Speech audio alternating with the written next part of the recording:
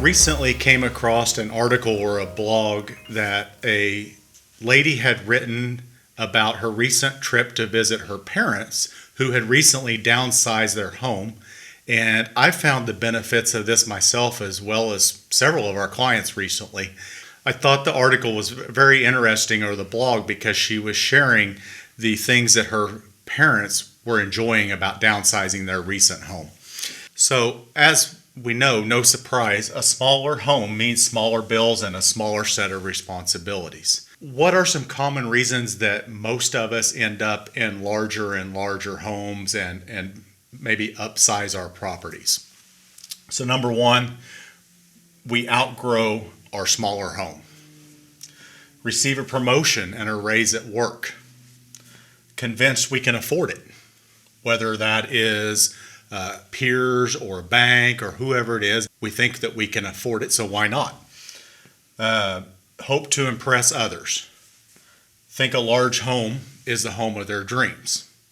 And so those are some of the reasons that we end up purchasing larger homes.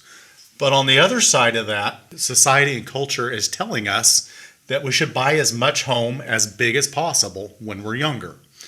So what about the flip side of that? In the article or the blog, the author is talking about her parents and the 12 things that her parents shared with her about their recent transition to smaller living. And these were the 12 things that really stuck out to me as well. A smaller home is easier to maintain. You spend less time decluttering. You can't accumulate as much stuff if you have a smaller stamp square footage. Smaller homes are less expensive and less expensive to keep. So they're less expensive to maintain. There's one AC and one furnace unit, not two pairs or three pairs of furnace AC HVAC units. Property taxes are less. Insurance is typically less.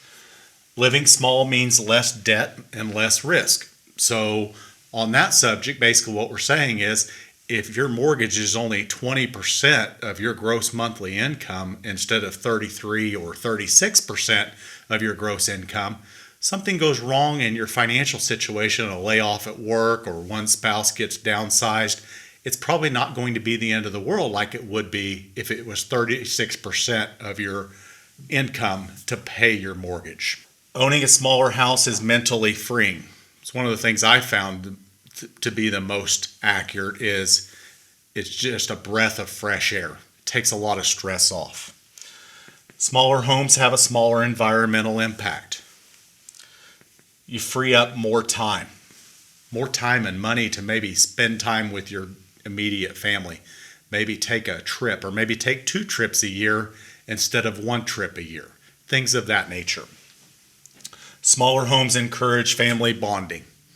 There's not 5 bedrooms, 3 living rooms, 2 kitchens. There's a lot more opportunity to interact. And I think that's one of the things that's possibly missing in today's culture that maybe in the good old days was present. Smaller square footage together in the family could come together.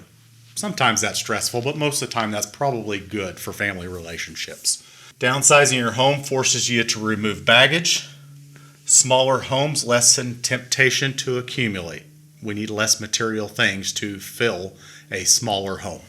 You're less obligated to decorate, and smaller homes are in a wider market to sell.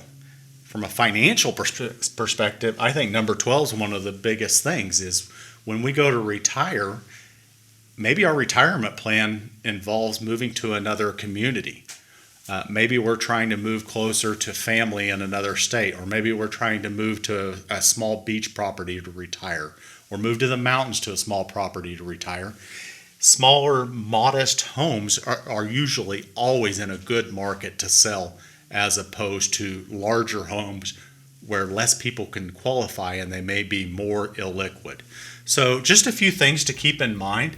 One of the easiest ways that I know for people to be able to retire is to have this conversation, and it's not for everyone, and there's nothing wrong with owning a larger home, but people have a lot of goals they want to accomplish, like retiring early, being able to travel, and they have priorities other than a larger home. these benefits can really help a person, if they're willing to make the decision to downsize, can really help a person to be able to achieve some of those goals that may be a lot more important than just the house that they own.